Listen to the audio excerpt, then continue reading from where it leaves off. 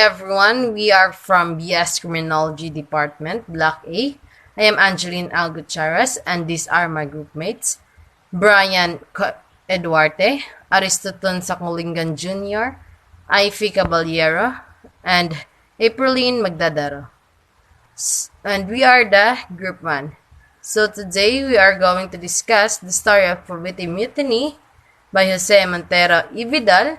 But before that one, let me share you the background, a short background of the author of the Spanish version of Cavite Mutiny.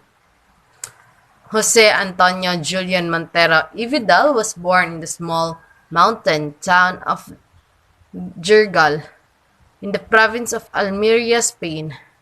After studying law in Madrid, he worked on practically all the levels of the Spanish administration here in the Philippines. The account from Jose E. Vidal in the Spanish version of the Cavite Mutiny in 1872, which was also cited by Gregorio Zaide and Zonia Zaide in their book Documentary Sources of the Philippine History. So, unsa kay giingon ni Jose Montero y Vidal sa Cavite Mutiny?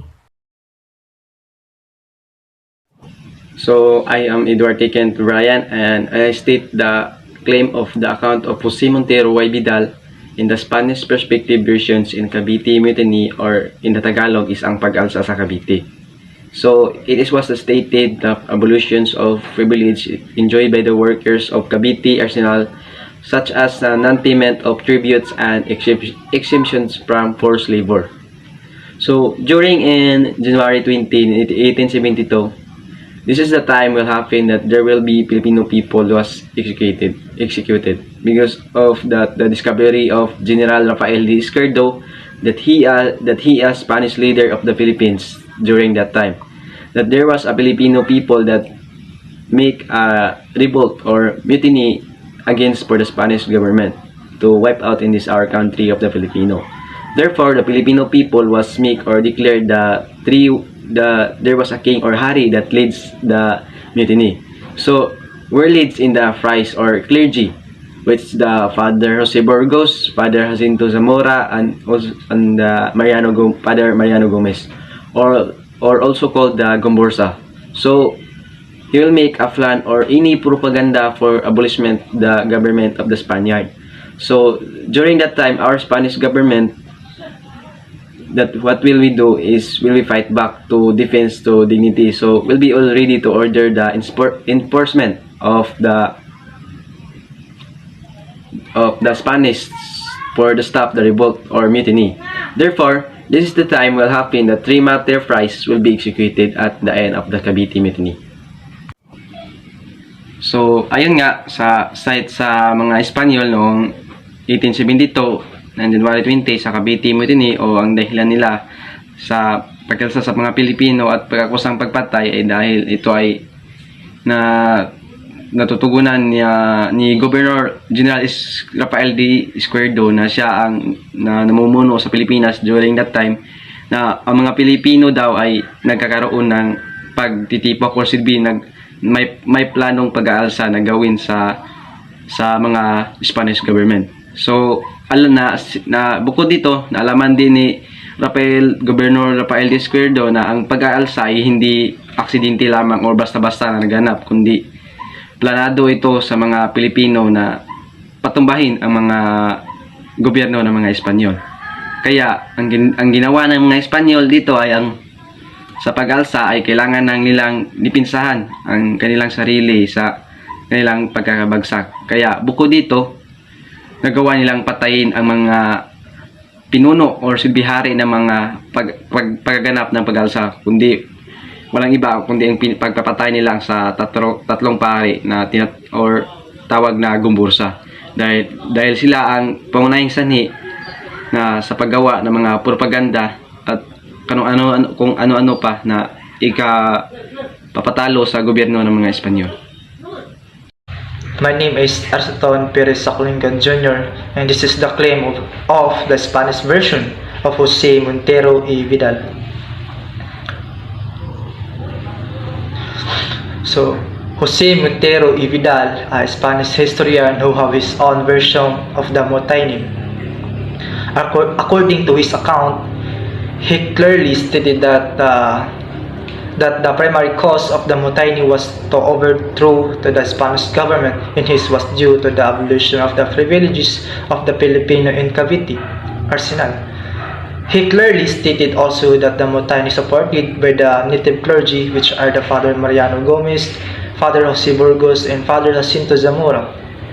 According to him, the press started and organized the revolution which led to the martyrdom of the well-known story of Goborza Government General Rafael de Izquierdo, a Spanish general, who is the government general at the time when the mutiny happened. Stated that the mutiny happened in Cavite 1872 is not a small fight for the abolition of privileges of the Filipinos, but a fight instigated by the friars to push the Spanish rule away from the Philippines.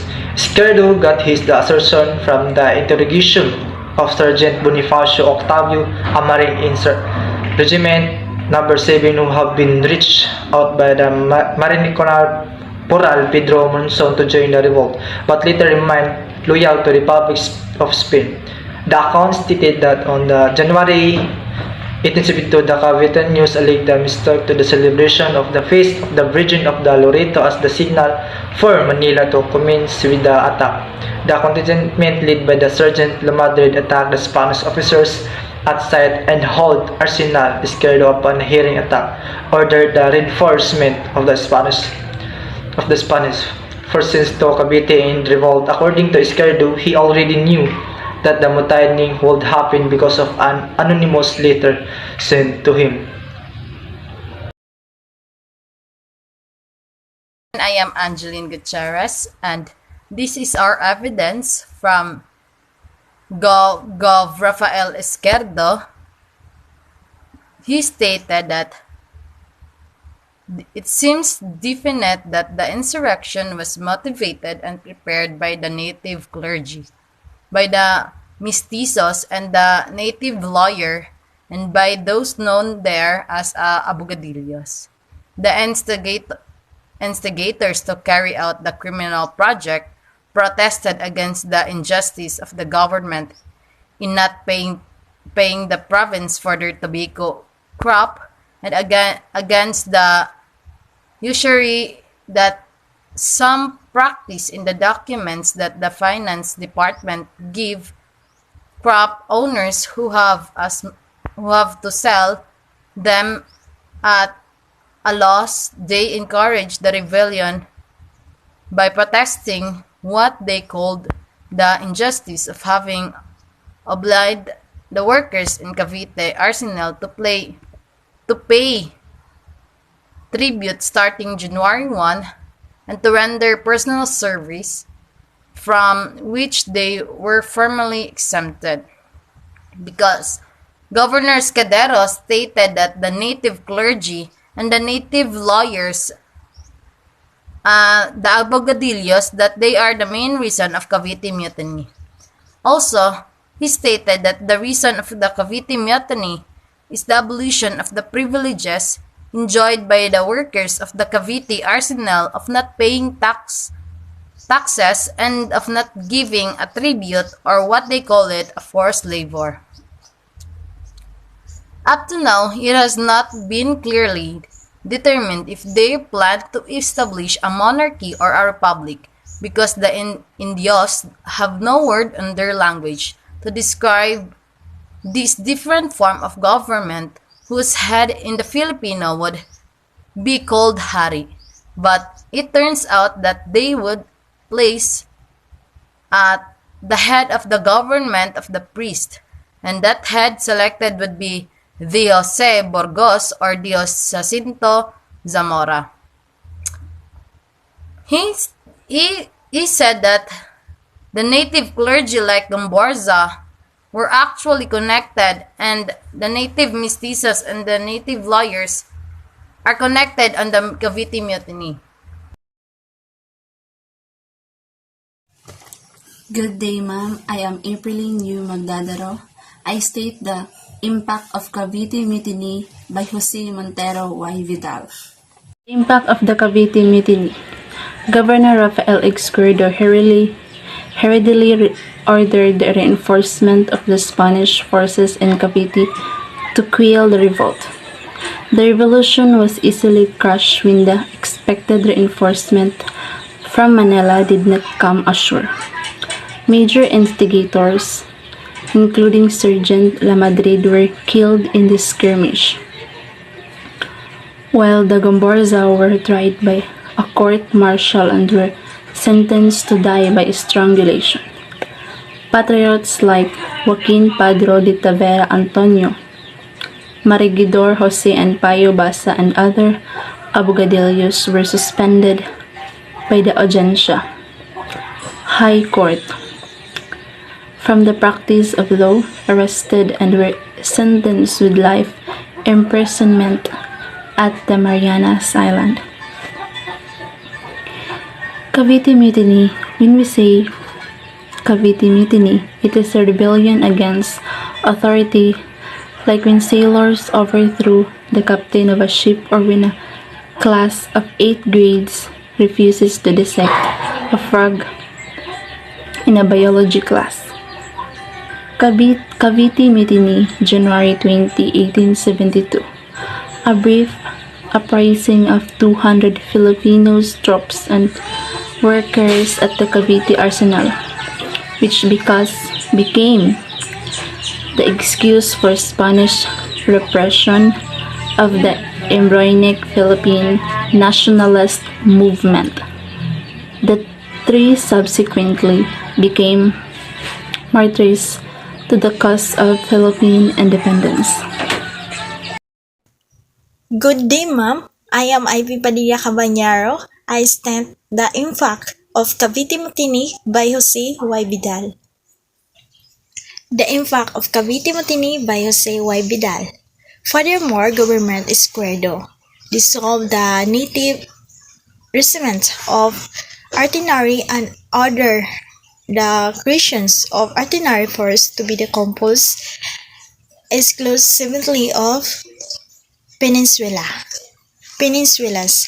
On 17 February 1872, in the attempt of the Spanish government and Peninsula to interfere among the Filipinos, so that the mayor never commenced sans daring act again, the Conborza were executed. This event was tragic but reserved as one of the moving forces that spans of Filipino nationalism.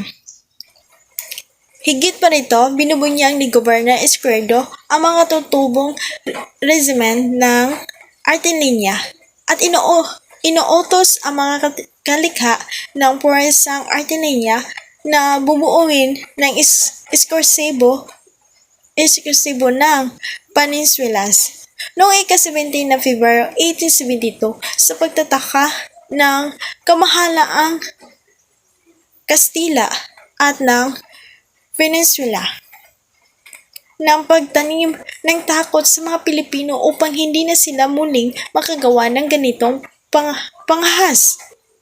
Pinatay ang Gurburza. Kanunos-nunos ang pangyayaring ito, ngunit nagsilbing isa sa mga puwersang gumagalaw na humuhubog sa nasyonalismong Pilipino.